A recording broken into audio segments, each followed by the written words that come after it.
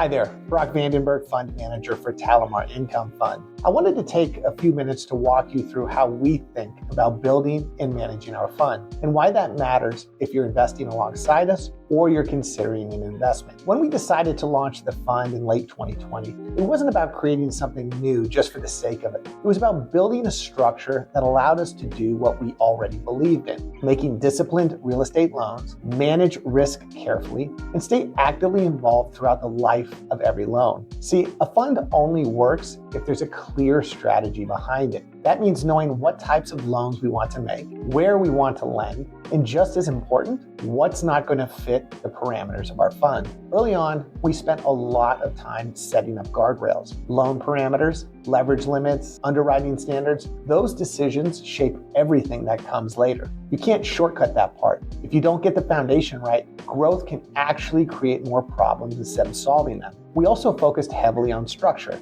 how the fund is administered, how reporting works, and how information flows internally and to investors. Those systems are what allow consistency over time. As capital comes into the fund, discipline makes even more important. We're not in the business of putting money to work just to stay busy. Capital deployment needs to be intentional. Every loan we make has to make sense on its own, and it has to make sense within the overall portfolio. That means strong borrowers, real equity in the deal, clear exit strategies, and a loan structure that protects the fund. One thing that often gets overlooked is what happens after a loan is funded. That's where a lot of work actually begins. We stay involved, tracking progress, reviewing draw requests, communicating with borrowers, and stepping in early if something starts to drift. Loans aren't passive instruments. They require oversight, and that's a big part of how we manage risk. None of this works without the right people. Managing a fund is a team effort. Underwriting, servicing, accounting, investor relations, everyone plays a role,